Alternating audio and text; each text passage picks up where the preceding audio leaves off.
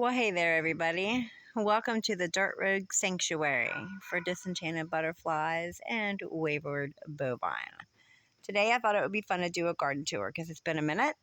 So, here we go. We've been here for almost 5 years now, and these are the things we know. We know that having medicinal herbs is a really good idea. We also know that flowers and herbs together are great to cook with, make medicine with, all over good health for everybody involved. So to start, we have our little tiny herbal garden over here. We've got an abundance of red clover. We have bee balm, mountain mint over there in the back.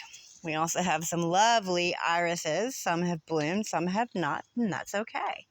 We have thyme, oregano, a couple different kinds of basil, including some teeny tiny baby tulsi over there. We have a thornless and a thorned blackberry bush. We have some beautiful sage. You're going to find green beans tucked in all over the place because we love green beans. Mullein for all things that you need to breathe with. We have roses. We have two beautiful peach trees, and they've got peaches. We have some yarrow. That's the Achilles herb. It's good for your blood, good for boo-boos, many, many things. We have our potatoes. They're almost ready. Some greens are going. Hibiscus for relaxing tea. We have two choices. Many, many things. Our tiny little cannabis garden making its way.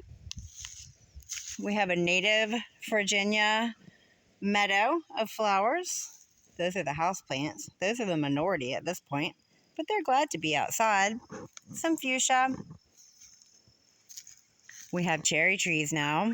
We also have these beautiful mallow maple leaf hibiscus plants yet to be seen for the flowers. We're excited. Cucumbers, they'll come up. We have 4 blueberry bushes, 1 magnanimous fig tree. This is one of the first gardens over here that we did. Technically, I guess it's the second. Of course, Mother Cedar overlooking and watching out for all of us. We have some hostas and some other houseplants over here.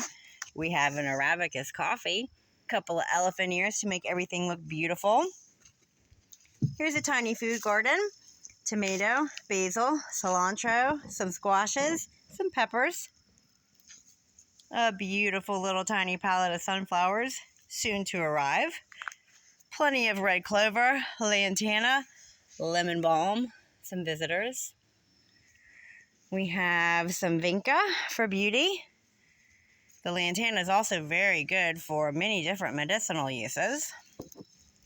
We have another cherry tree, marigolds, some pretty daisies. I think I'm going to chase this butterfly for a minute as we make our way down. Some tomatoes, Cherokee purples, our tiny little elderberry, some petunias because it's beautiful. That's why I put the fuchsia there too, and she's beautiful. Can you believe these flowers? They're all getting ready to drop down and open up the purple bottoms. Wow! And the tomato, so lovely. And then as we make our way along here, you're going to find the comfrey. Everybody needs it and loves it. We have quite a few peas happening. Coming down this way, green beans and tomatoes. Tomatoes and green beans. We have 4 different kinds of green beans this year. There's our other elderberry. And as we make our way around, we'll see little tiny baby hops starting to come up. Some backups here, and those guys are in the ground, and they're happy. Same family. Fennel. Our Buddha garden, lemon balm, lots and lots of lilies, lavender, 1 more cherry tree, and another happy visitor. I told you, the butterflies like it here. How about that, y'all? They do like the red clover, which is an estrogen replacement, ladies, for when we get on in our life. Some beautiful foxglove, and this is going to be another pollinator garden here. Sunflowers will add to that, of course.